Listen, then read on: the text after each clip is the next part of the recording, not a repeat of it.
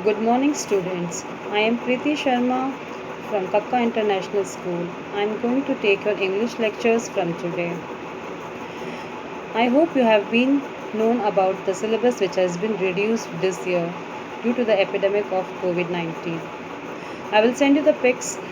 What are the chapters which are deleted from your English subject? Today I am going to take the first chapter from your textbook First Flight. The name of the chapter is A Letter to God. It is written by G.L. Fluntus. Before going through the chapter, I want to just give a small introduction about this chapter. This story is about a farmer whose name is Lencho. As you all know, the farming is mainly depends upon the weather. Everything depends upon the climatic condition of the weather. This story is also about Lencho, is a farmer who writes a letter to God when his crop are ruined, asking for 100 pesos. Pesos is a currency as we have rupees. Pesos is a currency of several Latin American countries. Does Lencho's letter reach God? Does God send him money? Think think before you begin to read. Now we will proceed towards our chapter. The house, the only one place in the entire valley, sat on the crest of a low hill. Where the Lencho's house is situated, it is on the top of the hill. From this site, one could see the river and the field of ripe crop dotted with flowers that always promised a good harvest. From the house of Lencho, there is a beautiful sight which he can see. From his house, he can see the river flowing, and the crop, which is grown as crop, is being covered with flowers as the result of good harvesting. The only thing the earth needed was a downpour or at least a shower. What only a farmer needs is just a heavy rain or just a little rain. Throughout the morning, Lencho, who knew his fields intimately, had done nothing else but see the sky towards northeast. The whole day, what Lencho was doing, he was just looking towards the sky, facing northeast. Because what he was expecting for heavy rain. If there is no heavy rain, but there must be some rain as showering. Lencho क्या चाह रहा था? वो चाह रहा था कि उसकी फसल के लिए बारिश हो, तेज़ बारिश ना हो मगर थोड़ी बहुत बूंदाबांदी जो शावर की तरह बरसती रहे, इतनी तो कम से कम बारिश उस फसल के लिए अभी ज़रूरी थी। तो उसकी निगाहें कहाँ पर टिकी हुई थी? बस आसमान की तरफ, नॉर्थ ईस्ट की तरफ निगाहें करते हुए बस एक की तरफ देख रहा था कि वहाँ कि उस कहीं से बारिश हो जाए। फर्स्ट स्टैंजा में यही डिस्क्राइब किया गया है कि लेंचो का हाउस कहाँ पर है? हिल के टॉप मोस्ट व्यू साइड पर है। वहाँ से वो क्या देख सकता है?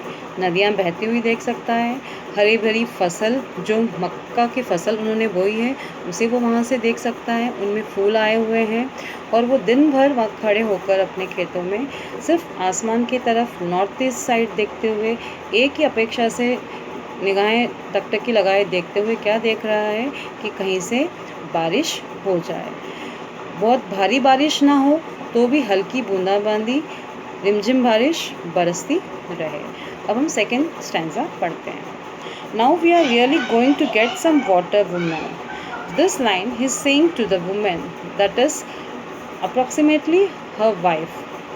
The woman who was preparing supper replied, "Yes, God willing." Woman replied, "What? If God wishes, it will rain." She also gives hopes to Lencho. The older boys were working in the field. जो बड़े बच्चे थे वो खेतों में काम कर रहे थे. While the smaller ones were playing near the house until the woman called them for dinner. छोटे बच्चे क्या कर रहे थे? वो घर के बाहर खेल रहे थे जब तक कि उनको उनकी माँ आवाज़ ना देते कि आ जाओ भोजन कर लो। It was during the meal time that just as Lencho had predicted, अब उसी दौरान लेंचो ने एक भविष्यवाणी की। Big drops of rain begin to fall, बड़ी बड़ी जो बूंदें हैं बारिश की वो बरसने लगी हैं। In the north east huge mountains of clouds could be seen approaching, वो नॉर्थ ईस्ट की तरफ देखते हुए कह रहा था कि वहाँ से बादल आगे बढ़ रहे हैं। The air was fresh and sweet, बहुत ही मनमोहक सुहावना मौसम हो रहा था। The man went out for no other reason than to have the pleasure of feeling the rain on his body. अब लेंचो बाहर जाके सिर्फ यही आनंद लेना चाहता था जो बरसते पानी की बूंदों को अपने शरीर पर महसूस करना चाहता था।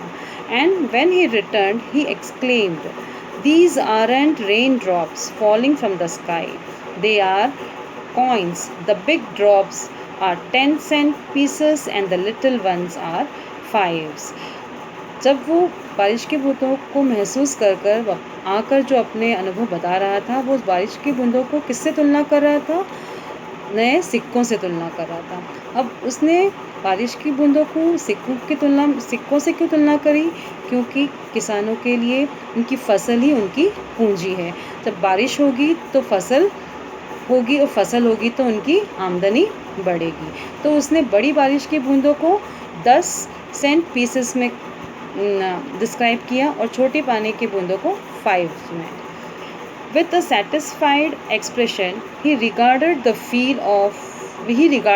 field of ripe corn with its flowers draped in a curtain of rain.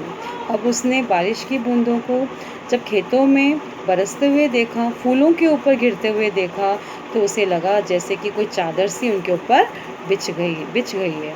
But suddenly a strong wind began to blow. एकदम से तेज आंधी बहने लगी। And along with the rain, very large hailstones began to fall. अब बारिश के साथ आंधी के साथ क्या गिरने लगे? hailstones. hailstones means ओले। आपने ओले के बारे में सुना ही होगा। These truly did resemble new silver coins. The hailstone looks like what? New silver coins. तो ओले कैसे दिख रहे थे? चांदी के सिक्कों जैसे दिख रहे थे। The boys, exposing themselves to the rain, ran out to collect the frozen pearls. अब जो बच्चे थे वो उनकी तरफ आकर्षित हुए और आगे बढ़े कि वो जो ओले थे, जो हेलस्टोन्स थे, जो गिरे हुए थे, फ्रोज़न थे, जमे हुए बर्फ़ थी, वो उनको कैसे दिख रही थी? जैसे कि मोती चमक रहा हो। It's really getting bad now. अब लेंचो बहुत चिंता में आ गया। Exclaimed the man, I hope it passes quickly. उसे लग रहा, वो सोच रहा था कि वो जो ऐसा हेलस्टोन्स जो गिर रहे हैं वो जल्दी से हवा के साथ आगे बढ़ जाएं। It did not pass quickly, मगर वो आगे जल्दी नहीं बढ़े। For an hour the hail rained on the house. 1 घंटे तक वो जो ओले हैं वो घर के ऊपर गिरते रहे। और the garden, the hill side, the cornfield, वो कहाँ कहाँ पर गिरे? वो घरों पर गिरे, बगीचों में गिरे, वो हिल्स पे गिरे और उनके खेत में भी वो गिरे। ऑन द होल वैली, पूरी वैली पे वो ओले बिछ चुके थे। The field was white as if it covered with salt, वो पूरी खेत कैसा हो गया था? जैसे कि नमक की परत उनके ऊपर चढ़ गई हो, ऐसे ओले इतने उनके ऊपर गिर चुके थे। अब वो ओले गिर गए तो क्या हुआ? वो बहुत चिंतित हो गया, क्योंकि बारिश के बूंदों की तुलना में जो हेलस्टोन्स होते हैं वो हैवी होते हैं तो उससे फसलों को नुकसान हो जाता है। तो लेंचो अब बहुत टेंस्ड हो गया था जब ये ओले घंटे तक गिरते रहे, रुकने का नाम नहीं ले रहे थे। Not a leaf remained on trees. एक पत्ता भी पेड़ों पर नहीं बचा था। The corn was totally destroyed. जो खेत में जो मक्का बोई थी वो भी पूरी तरह से ख़राब हो चुकी थी। The flowers were gone from the plants, जो फूल आए थे वो भी वहाँ से गिर चुके थे। Lencho soul was filled with sadness, उसका जो हृदय था वो दुख से भर गया था। When the storm had passed, जब वो वहाँ से हवा चली गई, he stood in the mid of the field and said to his sons, जब ओले बरसना बंद हो गए, हवा चलना बंद हो गई, तब वो खेत के बीच में खड़े होकर अपने बच्चों से कह रहा था, A plague of locust would have left more than this. वो अपने बेटे से क्या कह रहा था कि अगर वो लोकस्ट मीन्स वो टिड्डियाँ, जैसा जो इंसेक्ट होता है, अगर खेतों में आ गए होते तो भी कोई बात नहीं थी, वो कुछ तो फसल को छोड़ के जाती, मगर ये जो हेल स्टोन्स थे उन्होंने यहाँ पर कुछ भी नहीं छोड़ा, सारी जो उनकी फसल थी वो बर्बाद हो चुकी थी। The hail has left nothing, वो ओलों ने फसल कुछ भी नहीं छोड़ी। This year we will have no corn, इस साल हमें कोई मक्का नहीं होगी फसल में। That night was a sorrowful one, वो रात जो थी बिल्कुल दुख भरी थी उनके लिए। All our work for nothing, हमारी जो सारी मेहनत थी वो कोई काम की नहीं रही। There is no one who can help us, अब हमें कोई भी मदद नहीं कर सकता। We will all go hungry this year, हमें इस साल पूरे भूखे रहना पड़ेगा। लेंचो बहुत टेंस्ड हो चुका था उस हेल स्टोन से, और वो दुखी हो गया था क्योंकि जो उसकी फसल है वो पूरी तरह से बर्बाद हो चुकी थी। अब हम कल नेक्स्ट कॉम्प्रिहेंशन चेक के बाद नेक्स्ट वाला पार्ट इस लेसन का पढ़ेंगे, और आप ये ओरल कॉम्प्रिहेंशन चेक्स के questions as a homework PDF send कर देना पर्सनल नंबर पर। Thank you.